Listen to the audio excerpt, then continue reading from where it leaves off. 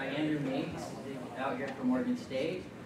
Andrew and I were talking earlier. I think we've known each other for close to 20 years now. Andrew went to the IU field station for field camp before he got his master's degree at University of Alaska Fairbanks. Yep. And then he went on and earned his PhD at USC. He did a postdoc at Caltech, and then he got a job at Oregon State. He's been there since. Thank you. You're welcome. Anyways, Andrew was my field camp instructor. He's a great person. It's really a pleasure to have him here, and I think we will enjoy this talk. Oh, and one last announcement. We're going to take the speaker to Butte Brewing after the talk and have pizza and beer. So join us if you'd like to. Okay. We've overcome the technical difficulties. Now we have to overcome the geological difficulties. I decided while I was flying out here that this was actually a pretty dumb title for a talk. The simple twist of plate is good. That's clever. You'll understand that eventually. Active Tectonics of Cascadia is a dumb title because it's an evolving science. It's an evolving field, and the active tectonics of Cascadia are overwhelmingly dominated by the subduction zone, of which I'm going to say almost nothing after a couple of slides about what we know about it. And the reason why I'm mentioning the subduction zone is that it represents the number one geological, the number one hazard for the Pacific Northwest in terms of the recurrence interval of earthquakes and the rate of motion on the fault. It's about 2 to 3 orders of magnitude higher in both cases, and thus the active tectonics of Cascadia is really overwhelmingly dominated by the Cascadia subduction zone. And one illustration of the significance of that statement is an article which was published in the New Yorker several years ago called "The Really Big One," and it doesn't sound very good. An earthquake will destroy a sizable portion of coastal Northwest. The question is when. And so I'm going to talk to you about active tectonics of Cascadia, and I'm not going to spend a whole lot of time talking about this feature, but it is worth saying something because there's a lot of really amazing science that has gone on with respect to the Cascadia subduction zone. So the plate tectonic setting of the Pacific Northwest, if you are unfamiliar with it, is a convergent plate boundary in which the Ronde plate, which is this oceanic plate, dives down beneath Western North America, as I'm sure most people know in the room, and North American plate represents the upper plate to that. The subduction drives the volcanism of the Cascade arc. It also drives the earthquake hazard, which is related to this fault right here, which is referred to as the Cascadia subduction zone. And it's infamous not only because of the article, which predicts a fairly grim future for us after the earthquake, but also because of how we know about its behavior.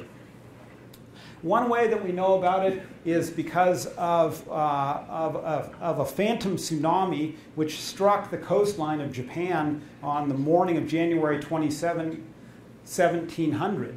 And the evidence of the tsunami is contained in coastal harbor records such as this one, which were published in a book by Brian Atwater and his Japanese colleagues in the late 1990s, and it records things like on the 8th day tsunami came, houses were destroyed by waves, and this is a repeated story along the coast of Japan, and it's called the phantom tsunami because all of the major coastlines around the Pacific Ocean basin that generate large earthquakes, like in South America, in Japan, were populated at the time, and thus, had an earthquake occurred on any of those subduction zones, it would have been known and attributable to that. But on this morning, roughly 2-meter high tsunami inundated the coastline of Japan, and that was felt, of course, by those people, but it was also felt by people on the coast of Western North America. This is a sculpture depicting a battle between the thunderbird and the whale, and almost every, in fact, I think every indigenous nation along the west coast of the U.S. has a story that in one way or another characterizes a battle between the land and sea, as is depicted in this sculpture. And this tells us that this earthquake was felt along the coast and affected the people of the coast of western North America. And so when I went to field camp at Indiana University down in the Tobacco Roots, the instructors had this extremely irritating expression. If it happened, it must be possible, because you'd be seeing something, and this was their glib response. But if it happened, it must be possible is recorded beautifully by this outcrop on the central Oregon coast, in which what you are seeing here is up at the top, a modern coastal marsh with a black organic horizon, and then a grayish deposit right here, a light-colored sand here, another organic-rich deposit, and then this gray material down here. And in the paleoseismology of subduction zones, the main phenomenon which is recording paleo-earthquakes is a sudden subsidence of the Earth's surface relative to sea level as strain, which is accumulating elastically, is recovered when the earthquake occurs. And what happens when that strain is recovered is the land surface drops down. So the main paleoseismic recorder of Cascadia subduction zone earthquakes are the so-called buried marshes and the drowned forests that are preserved in every coastal estuary along the Pacific margin. So what you're seeing here paleoseismologically is you're seeing here, oh, good thing you got up. That solved the problem. What you're seeing here is, paleoseismologically, is a forest soil that was formerly about 1.5 meters higher in elevation relative to sea level, which dropped down. Immediately after that soil dropped down, a tsunami inundated the marsh carrying this sand deposit, and that period of the earthquake is thus characterized by the moment that the ground surface dropped 1.5 meters, which is that contact here, and then about 15 to 30 minutes later when one or more tsunami waves inundated the coastline. And this process of coastal subsidence has occurred roughly, we know from records it's recurred at least 11 times since the Mazama ash was erupted in 7,000 years ago, and 18 times since the Pleistocene-Holocene boundaries. So the active tectonics of Cascadia are overwhelmingly dominated by the subduction zone. And I showed you this information just to tell you that there's a completely different talk that could be given here that talks about our major hazard, which is that plate interface. But what I'm going to talk about today is what is happening within the North American plate above that subduction zone, and it's a story of crustal deformation in response to subduction by the Juan de Fuca plate underneath the North American plate. And if you want to understand this, you have to understand something about the basic crustal architecture of the upper plate of North America, which is what I'm going to talk about for the next couple of minutes. I think we could drag, I think it's possible to drag those banners off to the corner. Drag those banners elsewhere. I think so. Nope. Well, I don't. Oops. That one. Can keep dragging it upward. I'm not sure about the upper one. Yeah. I'm afraid to say we have got... It's better than the old days. Do you remember in the old days in PowerPoint, you'd put it up there and there would be a big red circle with X across it, and that would be all you would get. Okay, so we're not that bad off. Let's see if we can go back. Oh dear.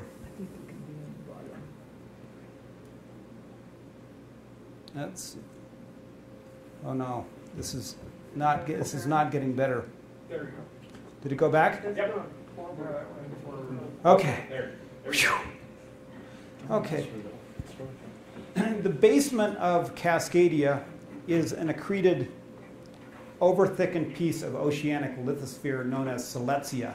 And again, I hope I'm not doing too much review, and I hope I'm introducing you to some of the interesting parts about our world in the western edge of North America.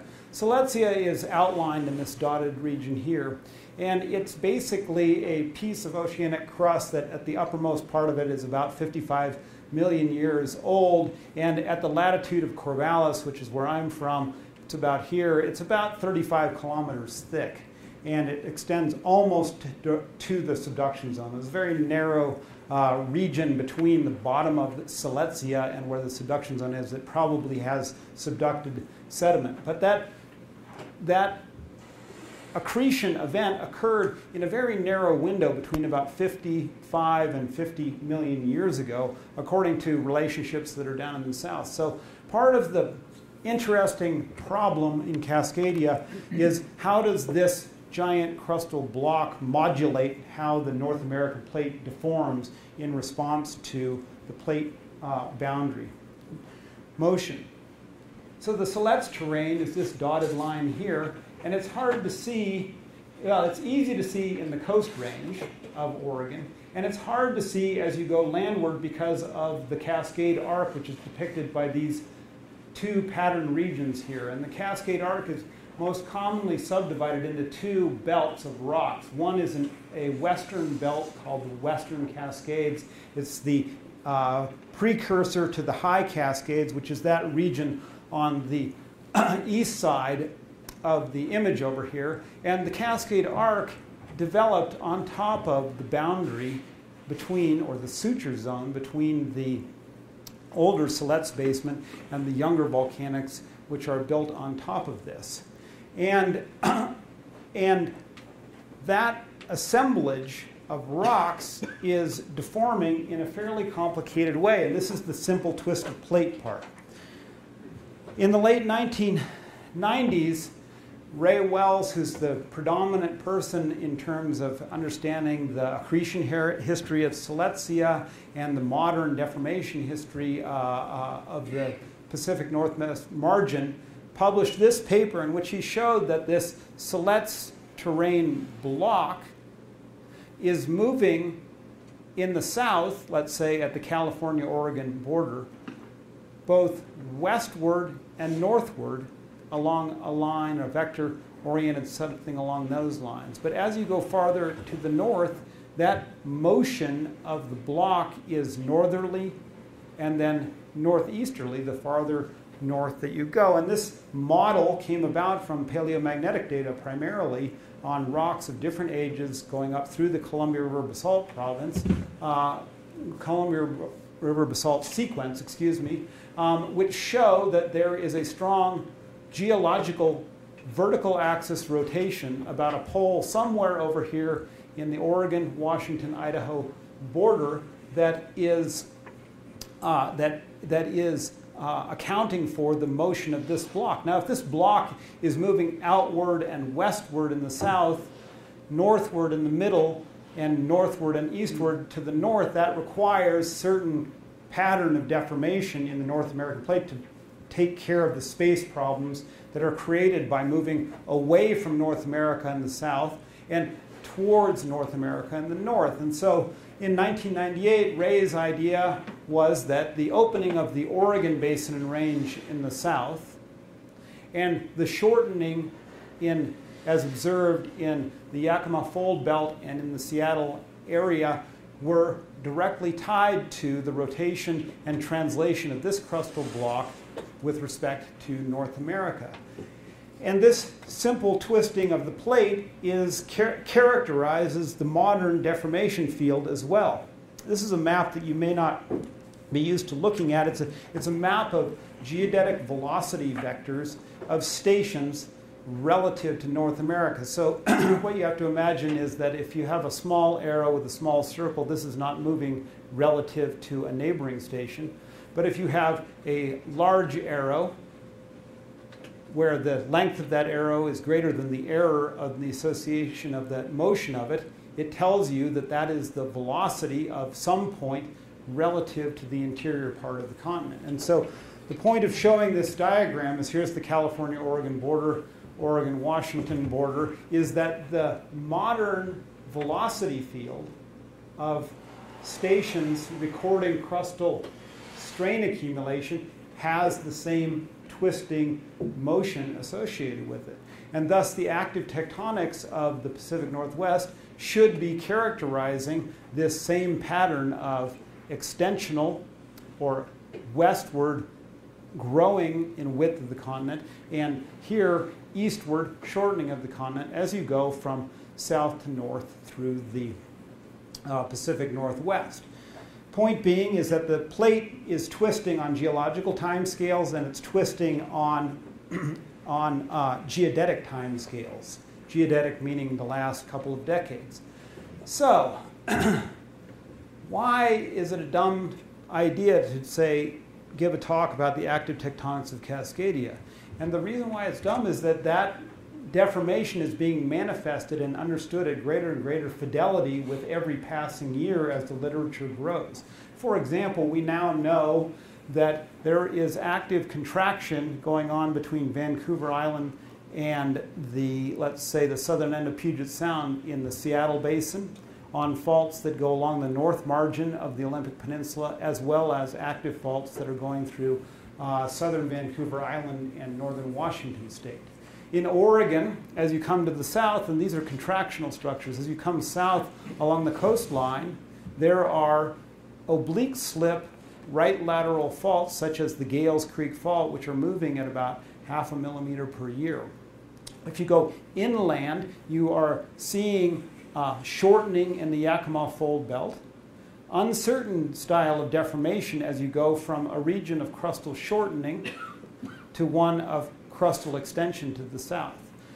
And so when I realized the error that I had made by making the title of my talk, I realized that at this moment I needed to correct myself and say what I'm really going to talk about is the work that my students and I have done looking at the active way in which this Silesia block is moving and is being accommodated by active faulting from north to south along the boundary region between the arc, which lies right about here, the boundary region between the fore arc and the back arc in the Yakima Fold Belt down through this neutral area, that is to say an area which is neither having shortening nor extension, down into the basin and range. And if this all goes as planned, I'm going to basically show you what the structural style is and what we know about the rates and ages of structures in the Yakima all the way down through the basin and range. I'm going to try to say something about how deformation in the back arc is linked to the fore arc and how those two reflect this rotational velocity field. And maybe at the end, if Caleb's still awake, we will talk about how material is being redistributed by these structural and other processes through Cascadia. So as they told me this morning in Salt Lake, in the event of turbulence, keep your seatbelt fastened low and tight across your lap. The turbulence is going to be, I'm going to tell you give you a lot of information, a lot of field data on work that has been done by undergraduates, graduate students, and myself since I've been at Oregon State, working on this problem of how is the rotation of the Coast Range block manifested by the active tectonics across the arc and into the back arc. So what I'm going to start first of all is to show you something about the Yakima Fold Belt, and I'm going to focus on my own students' work here on the Columbia Hills Anticline and on Tai Ridge, but I'm going to give you a short overview of the structure there. Then we're going to look at this region where we transition from shortening to extension in the region of Bend, Oregon, which is about right here, and then we're going to end up by looking down over in this part of the world. All right, so more or less north to south transect. The Yakima Fold Belt is an active fold belt. It is marked by a series of anticlinal ridges, which are these red lines here, that are bound by thrust faults on their south sides. And unlike your fold and thrust belt, which is formed primarily in the North American biogeocline, this is a fold and thrust belt formed in a continental flood basalt province. So it's got all the same features like anticlines, fault-related folds, all of those things, but the bedrock are flood basalts. And students don't like that. I think they would prefer to be in the myogeocline, to be perfectly honest. Okay, so, oh boy. What's that? Tell them careful what you ask. You do have to be careful what you ask for. Because as an aside, the Columbia River basalts are known down to the individual flow, and people are mapping in them at the flow level. So there are about 5 people that I know of for sure who can go almost anywhere here on the east side of the Cascades and go to an outcrop and identify a flow, an individual basaltic lava flow, and put it in the correct place in the stratigraphic column. Which is, if you've been there, you know this is a remarkable thing, because in my eye, it's basalt. Okay? I'm trying to lighten this whole thing up. Okay, so first we're going to just look at a quick cross-section. Here's Caleb's home, where he got his undergraduate degree and his first teaching job. We're going to look at a cross-section right through here that is based on well, seismic, geological, and other geophysical data, just to illustrate that the fault systems are inclined at a moderate angle into the crust. They are deforming the Columbia River basalt group, which is all of this brown, but they do project down into the older pre-Columbia River basalt basement, which at least in the western part of Washington are Cretaceous rocks in the region of Mount Adams. But the key point about this is that they're thrust faults that are marked by anticlines at the surface, and they are involving not just the Columbia River basalt layer, but the full crust. The age of the Columbia River basalt, or the Columbia River structures, is largely thought to be equivalent to the age of the Columbia River basalt group, as it was argued a long time ago by Steve Rydell, who looked at thickness variations across the Saddle Mountain anticline, which is one of these Columbia River basalt, or Columbia River anticlines, or Yakima fold belt anticlines, which changes structural relief progressively through time, and the Columbia River basalt group onlaps and thins across the top of this. Thus, the shortening in the Yakima fold belt began contemporaneously with the eruption of the Columbia River basalts. And we'll see other evidence for that. So we're going to just look at a few of these. Here's the Rattlesnake Mountain structure. It has an active thrust fault right along the north limb of the fold. And this is just one of the pieces of evidence for the continued deformation and growth on these thrusts. This is the Columbia Hills structure, where I have a master's student named Danielle Woodring, who is going to be defending next term on her mapping of this area. And what you see here from the south, well, first of all, Columbia River right here. In the south, you see the Wanapum unit of the Columbia River basalt group. It's unconformably overlies the Grand Ronde. And the key thing to see in this photo, or I'll just show it to you, is that these units come across here and are truncated right here by one of these thrusts that bound an anticline, a hanging wall anticline that is moving to the south relative to the undeformed footwall here next to the river. And this is her cross-section, which shows the Columbia River basalt units here that she's mapped in the field, where this is the Wanapum and this is the Grand Ronde units down here. And in the outcrop photo, I didn't point this out, but you have the Grand Ronde against the upper Wanapum, which gives about, roughly speaking, about 900 meters of structural relief, and equals a shortening on this cross-section of about 900 meters. So if this structure is about the same age as the oldest unit, the Grand Ronde, at 16.5 million years, the shortening on this structure is at about 0.06 millimeters per year, which is a very typical rate for the Yakima fold belt fold. Now, just to calibrate you, the convergence rate between Juan de Fuca and North America is 40 millimeters per year. So as you can see, these are many orders of magnitude slower features with recurrence intervals on earthquakes, which were probably equally different. The fun thing about the Columbia Hills anticline, and this is one of the things that Danielle recognized, is this unit right here, which is called the Haystack Butte lava flow or basalt. Haystack Butte's back up over here. Haystack Butte lava flow flowed down across the topography that already existed, the thrust-related topography of the Columbia Hills Anticline, down across this plain and then down to the Columbia River 800,000 years ago. And what you see here is a paleo canyon with the basalt here and then a conglomerate down below, etched into a 15 million year old Columbia River basalt. So here is a lava flow which originated at the crest of the anticline that flowed downhill all the way into the Columbia River 800,000 years ago, which illustrates several things. One is that the relief of the fold already existed 800,000 years ago. The Columbia River was occupying in elevation, roughly speaking, the same elevation as it has now. But the key relation is right here where the fault, the thrust fault, comes right through that outcrop at this spot right here, which is at the wrong scale to show you. But nonetheless, here there's about 12 meters of offset, vertical relief on that Haystack Butte lava flow, which gives it a shorter term, that means the last 800,000 years, shortening rate of about 0.02 millimeters per year. So it's an active fault, and it is deforming the youngest units in the area, in this case, a less than a million-year-old lava flow.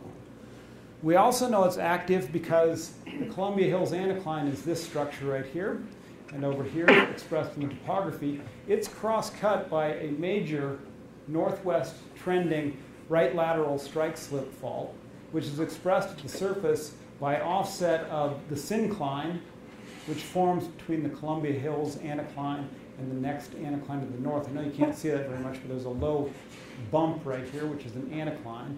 And that creek offset there is about half a kilometer, which is shown up here. I guess you just can't see this very well, but here's the average strike of the creek. It comes down here. Here it is on the other side. It's offset here by about half a kilometer, where the Warwick Fault crosses to the northwest across the valley. It also has smaller offsets, such as this little channel right here, which is offset in a right lateral sense across the fault, which comes right through here. We don't know the age of any of these structures, unfortunately, but they're well expressed as right lateral offset at the surface. So in this area, as you go farther to the south, right lateral faulting is playing a key role in the deformation within the Yakima fold belt. If you go to the next structure to the south, it's called the Tai Ridge. Tai Ridge, you can see, is a beautiful anticline. This is a dip slope right here in the Grand Ronde member, or Grand Ronde formation of the Columbia River Basalt Group. It has a steep south limb and a gentle north limb, and it is bounding a structural low, the Tai Valley syncline, between this fold and the next one to the south, which is called the Mutton Mountains. In the Mutton Mountains, you see a progressive unconformity, progressive tilt between a 30-million-year-old rhyolite complex, the Columbia River Basalt Group, which unconformably overlies and onlaps that contact, and a 2.5-million-year-old basalt called the Juniper Flat Basalt, which onlaps onto the Columbia River Basalt Group, and Tai Ridge is seen in the background here. So what you see at Tai Ridge, or in the Tai Anticline, is the Mutton Mountains that are off here to the right, and these onlapping relations are indicated here that I just showed you in the photo. And those units come across through a syncline, or a depot center, basically, between the Mutton Mountains and the Tai Valley, or Tai Ridge, which has a series of units going from the Grand Ronde all the way up to this Juniper Flat Basalt, which tilt progressively less as you get to younger and younger units, showing that this structure has been growing for at least the last 8 million years, if not back to Grand Ronde time, although it's less clear as to when this structure initiated. So folding, thrust-related folding, extends from the Yakima fold belt, where it's well established, all the way down to the Columbia River, and then to the south to this structure, the Tai Ridge and Mutton Mountains feature. Just for reference, this is Mount Hood right here, and Portland is over here. So you have crustal shortening extending all the way to the south, And then we have a transition region where we go from this clearly thrust-related shortening to extension-related deformation. And that transition zone happens between Mount Hood and the Three Sisters, which are right down over here, or Bend, Oregon, which is right here. And so I'm going to show you some of the evidence for what is happening right in this region here, because it's an interesting place, and it's a tough place to resolve what's going on, because if you look at these arrows, these are the relative motion of the Coast Range block relative to the pole over here. And so here, if we have motion like this, shortening is expected. Here, in this region, if you look at the vector, it's almost directly north, which would suggest that we should have right lateral shear characterizing this region here, and then by the time you get to the south, we should have extension as we observe. But that right lateral shear is extremely hard to find. It's easy to find extension or a vertical component of deformation on faults. This is very old work, but it is still the overriding understanding of the deformation, at least the onset of deformation, in this part of the Cascadia region, and that is this cross-section on the north, which is an east to west cross-section, east on the right, west on the left, which shows the high Cascades. This might be Mount Jefferson or one of the Three Sisters, for North Sister, for example, if you know the geography.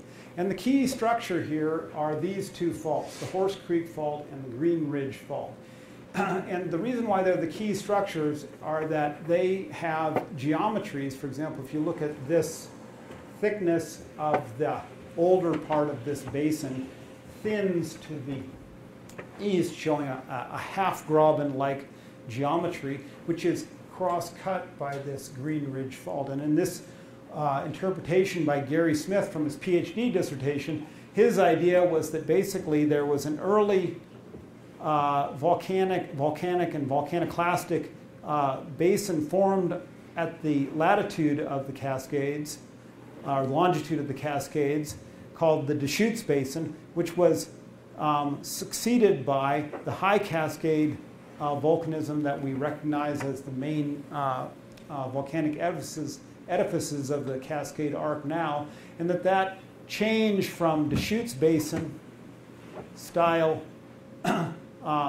volcanism and also deformation to the high Cascades occurred sometime between 7.5 and 5 million years ago, when the Green Ridge Fault cut off this part of the Deschutes Basin from the high Cascades. The key point being is that there's evidence at this latitude of about Bend, Oregon, that there is extension involving the arc, and that extension is associated with a half-graben basin, the Deschutes Basin. You can see the Deschutes Basin quite easily on gravity data, such as this here, where this gravity low reflects the Deschutes Basin. But the active structure is this feature right here, which is known as the Sisters Fault Zone for the town of Sisters, Oregon, which is right over here. This is Black Butte, for those of you who know the area. Bend, Oregon is about right here, and the Newberry volcano is right here. The Sisters Fault Zone extends from Newberry volcano up to the Mount Jefferson region, which is right over here, and is the active structure. It is cross-cutting this Deschutes Basin. So although we know that the older part of the history involves extension in this latitude about Mount Jefferson, here's the Green Ridge Fault, and the Horse Creek Fault is over here, that is being overprinted by a north-northwest trending fault system that is young. How do we know that it's young? Well, one way that we know it's young is that there are numerous lava flows, primarily basaltic lava flows, that emanate from the Cascades and flow down across the fault zone. So here you're seeing maps that show individual flows here, flows of different ages. The ages are given down here. They're incidental, but the key point is that the youngest one is about 100,000 years old over here. It's got sort of 10 to 15 meters of relief of offset across it. And when you look at the age of these different units, you note that basically they all have, roughly speaking, the same amount of vertical associated with them, which means that the fault system must be younger than about 100,000 years in order to explain the fact that a 400,000-year-old lava flow has roughly the same vertical as a 100,000-year lava flow. So this is a young structure. How young is it? Well, this is Black Butte right here. This is the Green Ridge normal fault right here, 5-million-year-old structure. And these faults project in LiDAR data directly towards Mount Jefferson right up over here. And if you look over here on the right-hand side, I'm showing you some of the structures right in the upper part, right at the axis of the Cascade. Robin, here you can see, for example, glacial topography here. Hopefully you see these cirques here. But the cool thing here are lava flows that are flowing down across glacial topography that are younger than the last glacial maximum, which would have evacuated this region. And these are cut by active faults that are right on the axis of the arc and are a continuation of the projection of sisters fault zone faults directly into the arc. So the problem with these structures is they don't contain any clear evidence of lateral displacement. And so although we can characterize the vertical displacement easily from things like topographic profiles, we have relatively limited information about the lateral displacement, and that remains a problem. There should be right lateral shear, but we don't see it. As you keep going to the south, the sisters fault zone is here, and it becomes buried by the footprint of Newberry Volcano, which is a large shield volcano, think Hawaiian volcano, whose footprint is about this scale right here. And that fault zone extends into the Newberry volcano and is most likely present at depth below there because of the alignment of cinder cones and other things along the same fabric that defines the sisters fault zone. But a curious thing happens when you go through Newberry. You come down, and the main fault system changes trend to this Walker Rim fault zone right here, which has a northeast trend. And in this corner region where Newberry is located, there are several quaternary basins with fill up to 400 meters thick, localized right in the corner or at the intersection between these two. So what this most likely means then is that the Newberry volcano is formed at a place of intersection between the sisters fault zone and this Walker Rim fault zone, which also has a normal fault-like geometry that the fill comprises material, volcanoclastic material of the Lapine Basin, which interfingered with Newberry volcanics. Now again, this is vertically exaggerated because when you do things in Oregon without vertical exaggeration, they are a lot less spectacular. The scaling and the magnitude of this offset is only about 300 to 400 meters, which we know from this is a project that we did along the Walker Rim Fault, in which we mapped and dated lava flows that are exposed on the rim along the flows, or along the rim, and can show that this 4-million-year-old basalt, for example, has about 300 meters or so of vertical separation across there. Now this yields a very low slip rate fault. This is less than a 0.1 millimeter per year slip rate fault or extensional fault, but nonetheless, it is typical of the kinds of rates that you see all across Oregon. Let's see, where am I? Okay, I'm not doing too bad. Oops. Okay, so now we're going to put in a plug for Caleb, all right? Because you can't do a talk about the geology of the basin range in Oregon without noting Caleb's excellent work as a PhD student at OSU. So what I've done to you so far is taken you from southern Washington down through Bend, Oregon, past Newberry Volcano to show you shortening, a young north-northwest trending fault system that ought to have right lateral shear on it, but we can only demonstrate vertical offset at this point in time, down into what is the proper Oregon Basin range, which is limited on the east by the by the Cascade Range. And Caleb published this thing in his one of his papers from his dissertation, and it captures the essential structural evolution of the Oregon Basin Range as it relates to the two principal fault systems that are present throughout the Basin Range from Oregon to the south. And those systems are north trending normal faults and northwest trending right lateral shear faults related to Walker Lane. So in this compilation that Caleb shows, there is a Walker Lane fault here which extends from Northern California down into Nevada, and it feeds slip into basin range structures. And some of the ones that might be familiar to you are the Steens Mountain, for example, which is an old structure, older than 10 million years, based on mapping here at Duck Butte by another OSU student, and then additional mapping by Justin Millard, one of my students up here farther to the north. And the work that Caleb did in his thesis showed that structures such as Abert Rim, which is this feature right here, formed after about 7 million years, which argues that basically the extension was propagating to the west as the Walker Lane was growing to the northwest. And what that leads to now is, okay, now let's see, make sure I'm located right here. This is Steens, this would be Abert, and now here's the Cascade Range, which has extensional faults propagating into it. And as Caleb showed at that time, most likely Walker Lane extended into what's called the Klamath Basin, and the intersection between the modern Walker Lane and the Cascade Graben lies at the southern end of the Cascade Range. Okay, so take a deep breath. The Klamath Basin is a beautiful place. Who can find the tilt blocks? Okay, there's two beautiful tilt blocks that are shown here. Klamath Lake is here. If you're a bird watcher, you probably know about this place because it's on the Pacific Flyway. But you see right here, this is a tilt block, normal fault, and another tilt block. There are beautiful extensional structures that form the Cascade Graben. And this is the western breakaway to the Basin and Range of Oregon.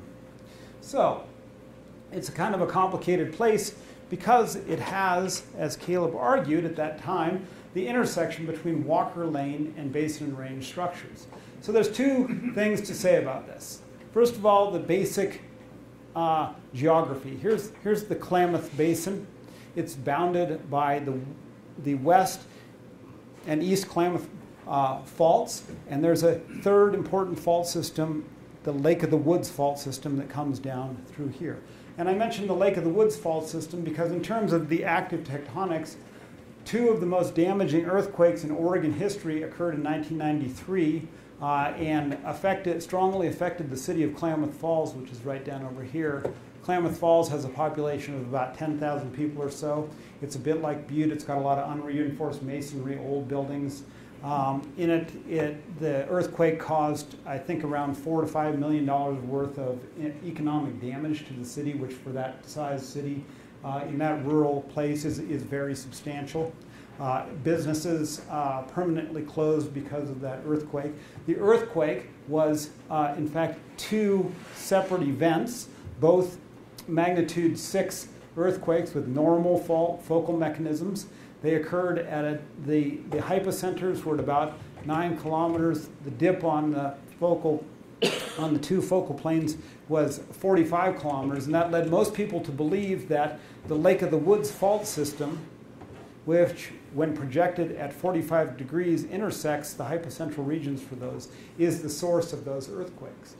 But what I've emphasized, and what my student Trevor, and I'll show you some of his work in a minute, are these aftershocks that occurred after the earthquake, which were localized, which have epicenters here and have nearly vertical fault planes as in the focal mechanism solutions, and those characterize either northwest trending or northeast trending right lateral strike slip fault, which is what a beach ball like that looks like. So the earthquake consisted of two different kinds of deformation. North-south extension and northwest directed strike-slip faulting. So what I'm going to show you is that this earthquake captures, in fact, the modern deformation field of the Klamath Basin quite well by showing you first work of a student from Western Washington who I collaborated with in the northern Klamath Basin here, and then work of my student Trevor Waldian, who was an undergraduate and did this as an undergraduate project, who worked right here along what we called the Howard Bay Fault, which is a continuation of structures which are most likely the source of these aftershocks. So if we go first to the north, this map is the product of an EdMap grant that Gunnar Speth got when he was a Central or a Western Washington student.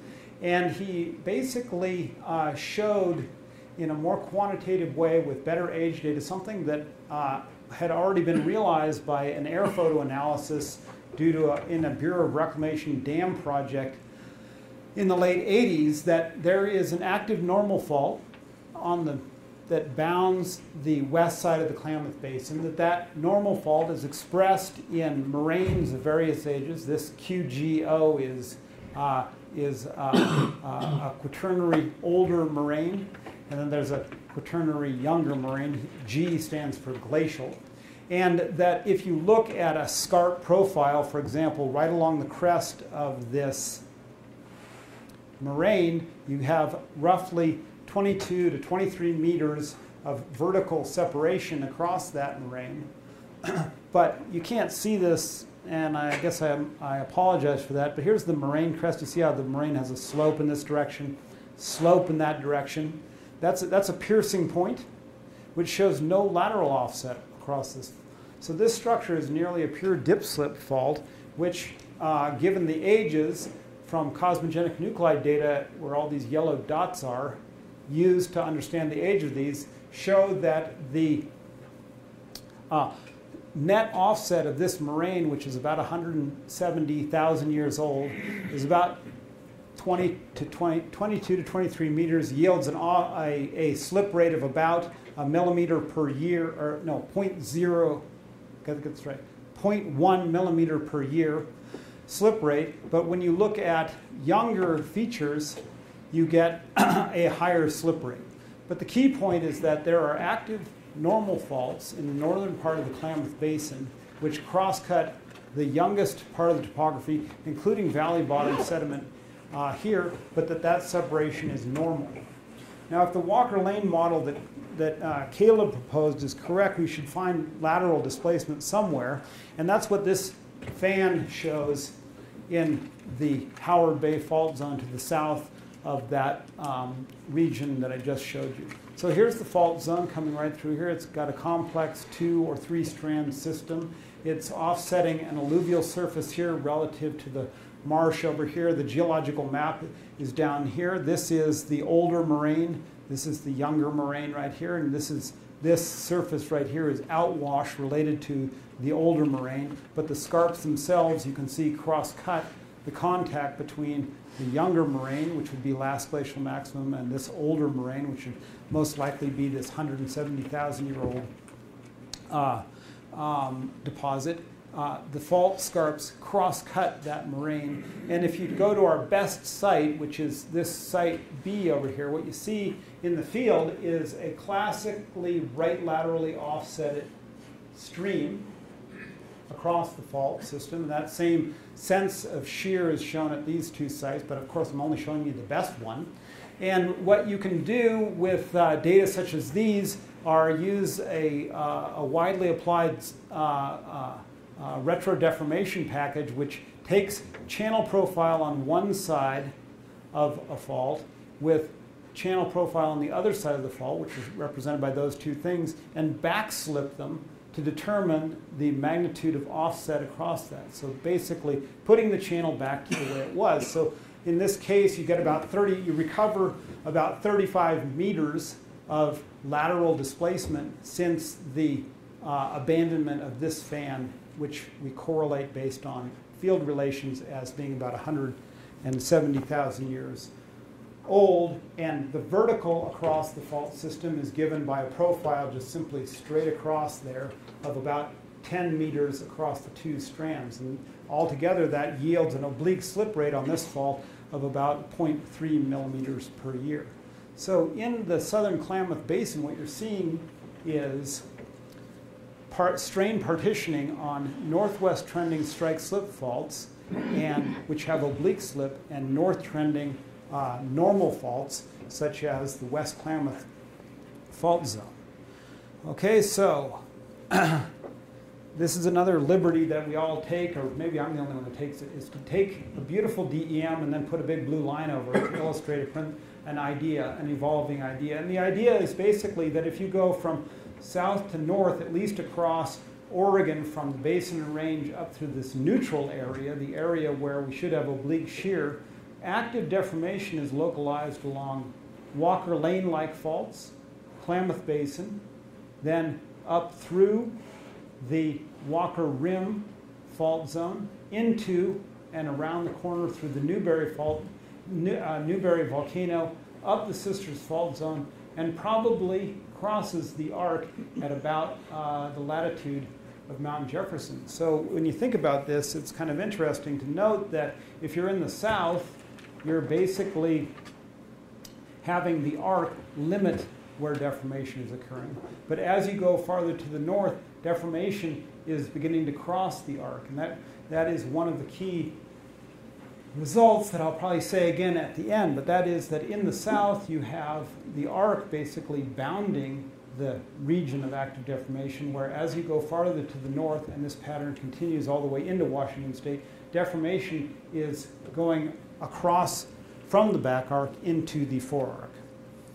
So one of the implications of that is that if the Oregon Coastal Range block, which is in the upper plate of the Juan de Fuca subduction, the Juan de Fuca, okay, I should put my seatbelt back on. That was a joke. Mainly only for my own benefit, I suppose. Okay, let's try this all over again. So what happens in Oregon? What happens in Oregon is the Juan de Fuca plate subducts under North America. North America consists of a number of geologically distinct provinces: the Oregon Coast Range block, the old part of the volcanic arc, the young part of the volcanic arc, and at the latitude of Bend or south, the Basin and Range extensional province. The structural evolution is showing us that with time, the deformation is migrating or moving eastward and effectively adding pieces of the arc to the edge of the Oregon Coast Range block through the process of formation of new fault zones to the east of the arc, as we see now. So one thing that's happening in Cascadia in terms of the active deformation is a structural mass transfer of pieces of the back arc to the forearc through this process of fault zone evolution. The piece that I haven't said anything about, and I probably shouldn't go down this path too far, is an idea that Ray Wells has been advocating for, and that is that if you look at the pattern of plutons related to the old arc compared to the modern arc, they suggest that magmatic addition is a key component of a key active process that is allowing for this motion of the forearc block away from the back arc. And the idea basically is that if the Oregon Coast block is moving outward and northward relative to the modern arc, then what you should see is plutons related to the old arc displaced relative to where the modern arc is. And given the rotational velocity field, that plutonic belt ought to cross the arc from the forearc to the back arc because of the relative motion of this deformation across this deformation field. So if this is the case, and we look just at the region I've been talking about down here at the latitude of about the Three Sisters or to the south, what that means is that in the last 17 million years or so, that the motion of the Oregon Coast block to the west, it should be about 60 kilometers or so, depending on whether the modern velocity field captures the net velocity field of the last the last 15 to 20 million years. If so, we have an addition in this green block here of material due to magmatic addition into this deforming region between the Oregon Coast Range block and the back arc region. So we're starting to add up the complexities of how these active processes are working. One thing that's happening is there's deformation, and deformation is moving around in space and time to allow for that Coast Range block to move away from North America. That is happening right on top of an active subduction-related arc, and that motion of that block is effectively advecting volcanic rocks and their plutonic equivalents away from the source where they have been generated, at least in the southern part of Cascadia. And the last active process is a little bit harder to understand, but is another amazing feature of the Oregon sector of the Cascadia plate margin, and that is that in the western Cascades, so the high Cascades are right here, the Horse Creek fault system is right here. This is the breakaway system, basically, for the back arc, fore arc transition.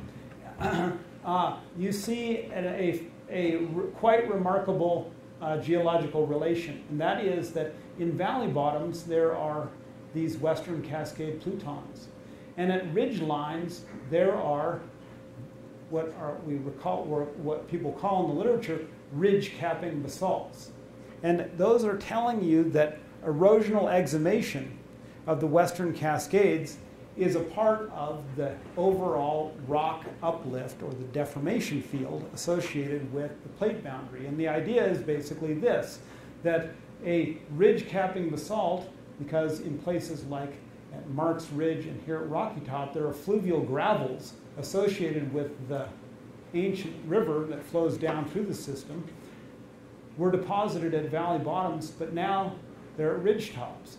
And those plutons have a elevation range fixed by the physical disposition of the pluton relative to the ridge capping basalt. So what you see in the western Cascades is this phenomenon of a topographic inversion due to exhumation, due to erosional attack of the west side of the Cascades, wherein a topography that included ridges and valleys, the valleys marked by the basalts, mark the exact moment at which this Boulder Creek stock, for example, reached the Earth's surface relative to this lava flow that's about 6 million years old. So this is a fossilized version of 6 million year old topography, which is inverted as continued erosion draws this pluton to the Earth's surface from depth, and at the same time these paleo river valleys are brought to higher elevation. So you can make an argument in the western Cascades that one of the things that's driving rock vertically is the erosional mass removal related to this topographic inversion. And if you calculate the missing volume, make some assumptions about how the elastic strength of the crust, you can account for about a third of the 700 meters of relief between the Paleo River Valley and the modern river valley due to erosional, no, we're still good, due to the erosional mass removal. But the remainder, the other 2/3 of that deformation, are primarily footwall uplift related to extension across the arc. So I warned you that there was going to be a blitzkrieg of information, because the active processes of Cascadia are, of course, the faulting, which is characteristically, is different and has very specific geometries and styles when you go from north to south. We have shortening and extension, and then a kind of a neutral area where we would expect shear, but we can't find it very easily. Secondly, the deformation that we see, at least in these provinces here, is partition between structures which basically are limited by the arc in the south, meaning that the block is almost block-like. But once you cross to the Sisters Fault Zone and go farther to the north, the deformation appears to be crossing the arc, at least at the Sisters Fault Zone. And as Rick Blakely has argued, here in the Yakima Fold Belt, which appears to link with structures in the Puget Lowland on the east side of the range. And there's old work out there, like there's work by Paul Hammond of Portland State University from the 70s, who argued that structures like the Columbia Hills anticline and related things are exposed within the Columbia River Gorge and extend across the arc. So there's an interesting thing happening here, whereas in the south you have block-like behavior, meaning this is moving outward. But here, the block-like behavior breaks down because the structures are involving both the forearc and the back arc, and the whole package of the crust is being deformed in response, as opposed to here where we have more of a rigid block which is not deforming at the same time interval. And on top of all of that, that structural configuration is causing material to be redistributed both through structural processes, the rotation, magmatism, and erosion. So the active processes are the collision and the interrelationship between the tectonics that we observe from the active faulting, the magmatism associated with the arc, and the erosional attack by primarily fluvial erosion from the west. Okay, so I only highlighted you and underlined you and bolded you because you were going to be here. He is one of a cast of characters.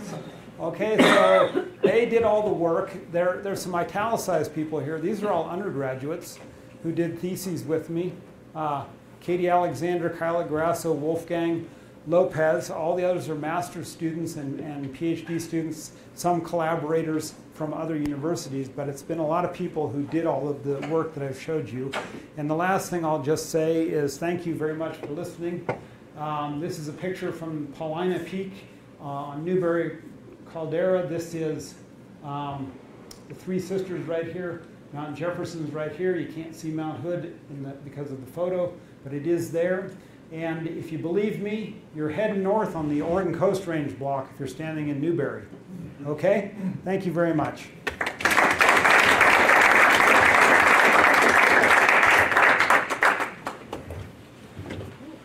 Stunned you. Yes? So I have two questions that I want to ask. They have nothing to do with each other.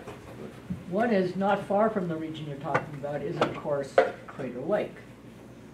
But you didn't even mention that at all, or its volcanism or anything, and I'm curious if there's any connection there, or that's a totally different story. No, it is part of the story. Let's see, you got to put the glasses on. I know you can see it. Oh yeah, here it is, right here. Crater Lake is right there. It's an arc volcano, and it is part of the story because this fault system right here cuts 300,000-year-old lava flows, as shown by Charlie Bacon of the USGS. So Crater Lake, number one, is an arc volcano related to the Cascades. And number two, the deformation, although I'm showing it here as localized to some extent, includes faulting on the west side of the volcano. But that is the western limit. There are no active faults to my knowledge, to the west of that place. And the other thing about Crater Lake is that where Walker Rim is, and I was just telling you this, there's more than a meter of volcanic ash and pumice, which lies on top of this region that I showed you, Walker Rim. And I mentioned that to Colleen because when we did this EdMap project down over here, the student produced two maps. There was the map with the Mazama tuff, or tephra, and the one without it. The one with the Mazama tuff, it was easy to make. It was a big, giant yellow polygon throughout the whole map area. And the one without it has all the geology. And the story that I was telling Colleen was that LIDAR was critical because the student found every outcrop that could be found by looking at the LiDAR first and driving around hopelessly through clear cuts and forest roads that are totally buried in Mazama ash and arriving at an outcrop. And then LiDAR made that possible. In the absence of LiDAR, you would never go there because you would just think this is hopeless, it's covered with Mazama ash. Anyway, second question? So my second question, I mean, at the very beginning, you showed these arrows that had different sizes in different directions. Yeah.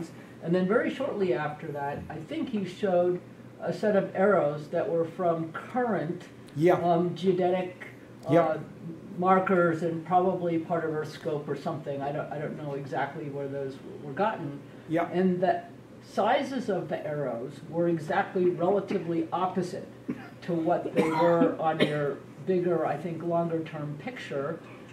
The directions had some relationship in some areas and not so much relationship, right? Yep. So I'd be interested in knowing the connection or disconnection between that current surface deformation measurements, which are presumably fairly short term. They've only been made very recently, Yep. and this longer term picture that I think was reflected in your Yeah. first Okay, slide. so first of all, just to give you some sense of scale here, Newport, Oregon is either that spot or this spot. The length of that vector is 12 millimeters per year. You got a scale there on the. Do I? Oh yeah, right over here. Okay. And the thing that is shown here is the relative motion of all these stations relative to the interior of the continent. Okay. The thing that is not shown here is that in order to use geodetic data to do this, you have to remove a signal related to the Cascadia subduction zone, because the main or a strong signal in the geodetic velocity field of North America, especially along the coast, is locking related to the Cascadia subduction zone. The solid earth deforms in between earthquakes in response to that plate motion, which is accumulating elastic strain. So when you see this map, that signal has been removed, and this is the derivative, or the leftover, that not accounted for by a model for locking on Cascadia. So any difference between direction and potentially magnitude between the geological rate and the geological perspective and this perspective, you'd have to understand how that locking was removed to truly know whether you should get exactly the same thing or not. The point I was trying to make was that the rotational pattern has roughly the same latitudinal shift and has roughly the same sense of motion as you go from north to south. But not that an individual vector known from a paleomagnetic rotation would be the same as... Right. The thing that struck me is that in your earlier thing, the length of the arrows up near British Columbia are really short. Yeah. And the length of the arrows down near Newport were really long. Yep. And in this particular depiction, it's exactly opposite. But I may not be remembering it right. Well, yeah. Yeah. they are. Yeah. And I'm not sure that you could necessarily reconcile them, to be perfectly frank, because what is being depicted here in this green polygon right here is Vancouver Island to, let's say, the Columbia River. And in here, there's an anticipation that roughly 10 millimeters per year of shortening should be accommodated by structures which go across this region, including the Olympic range. And so the size of that is probably, and you're testing my memory here, is probably related to the estimate of what the shortening should be. These ones at this position are primarily based on paleomagnetism, of which there's at least one very good study of the same Columbia River basalt flow that's exposed at the coast all the way into the interior, which shows the smoothly varying velocity field along there. So I wouldn't take the length of the arrow literally. And I would also, number one, I'm trying to get out of this bind right here. Do you note that? Okay. Number two is that this figure reflects all geological data, no geodetic data, because they didn't exist at the time of the publication. And thus, the whole sense of the velocity field has changed in terms of our understanding of the geodesy, and I'm sure the geology is following along with it. Moreover, things like where the pole of rotation is, so you see that is the pole of rotation for that block. If you look in the literature, the published versions of where that pole lie occupy a box about this big. And so if you move that pole closer or farther away, northern or southern, it changes how that would look graphically.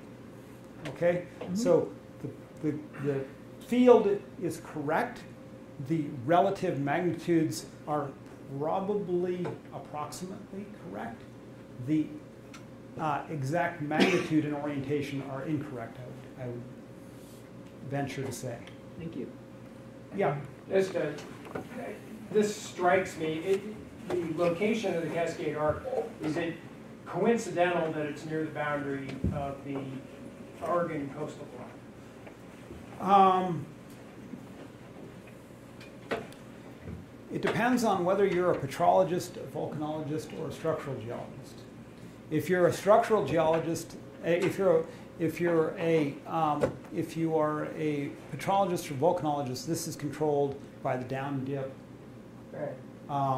location of the 100-kilometer intersection of the downgoing plate. If you're a structural geologist, you say the arc is entirely controlled by where the active structures are. Here, there's considerable uncertainty, let's see, on where that western edge is, because you see in the cartoon, the boundary is obscured underneath the high Cascades. You can't quite see it. Here, based on geophysical data, because there was a very good seismic profile that went right along this transect right here, shows that it'll come back, shows that the location of the boundary is fairly well constrained to about here, but I think that here you're really have a considerable impact of Plutonism associated with the western Cascade volcanoes, which would make that boundary somewhat uncertain in terms of its position. But certainly where it's shown here is not at the axis of the high Cascades. And the high Cascades have faults co-located with them along the whole length of it. For example, up here, Mount St. Helens seismic zone goes right through here. The Rainier seismic zone goes right through the Goat Rocks. These structures in the Columbia Hills project directly towards Mount Adams. So in my view, every Cascade volcano is structurally controlled. But the key part about the Coast Range block is that it gets thinner, and everything I did was ill-advised anyway, and so I thought this would be even worse. But basically, if you go outside of Corvallis, you're in a 30-plus kilometer thick piece of the crust. If you go to the Olympics, the crescent terrain is 7 kilometers thick, and the crescent terrain is the Silesia terrain. So there's a monstrous thickness gradient as you go from south to north along the length of this. And my feeling is basically this transition between block-like behavior and where there's distributed deformation across must be related to the lessening influence of that part of the crust on how structure is organized in the North American plate. So I'm not sure if I answered your question, but the boundary on the west is well recognized as a very steep velocity gradient in geophysical data. On the east, it's probably less certain where it's located because of the fact that in this region right here, you've had active arc volcanism since at least 30 or 35 million years ago, overprinting right in the spot where you would expect the suture zone between the Siletz block and the older volcanic. So in terms of bedrock, you have Silet's over here, and then once you get right over here, you're in, if you know this is a John Day equivalent, and that would be, you know, the unit that overlies the Klamath Formation, which I think is the Chalice equivalent, is that right? Mm-hmm. So, you know, when you're back over here, you're in that older part of the arc, and when you're over here, you're in an accreted block, which has sedimentation on top of it. So there's clearly a suture zone in there somewhere, but it's right in the place where magmatism has been localized. Yes? In the accreted block, is the type of rock the same, or they're just different types of stuff that's been accreted? In the accreted block, there is primarily ocean ridge-like basalt, pillow basalts, things like that. And I think that is true along the length of the arc. The change in thickness, at least according to Ray Wells' work, he would argue is because it overran the early version of the Yellowstone hotspot. That basically created the over-thickened part of it, and when you're to the north, you just had normal thickness oceanic lithosphere, which was subducting underneath the western North America in the early part of the tertiary.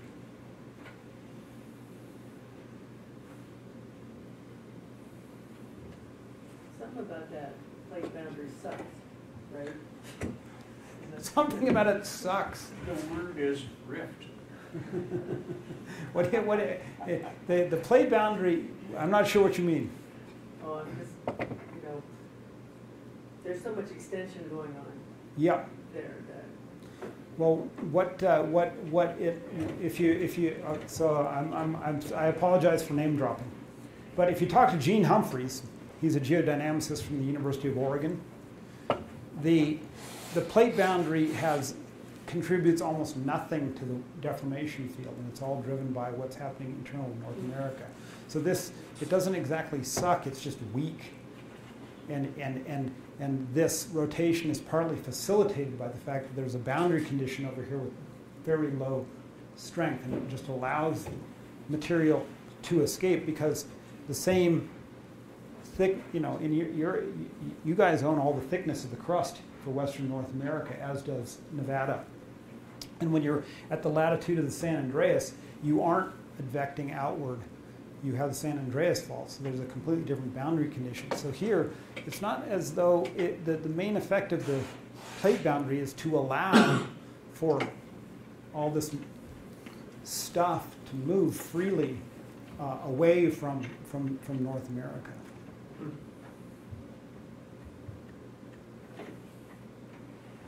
Shall we continue this over here? Very good.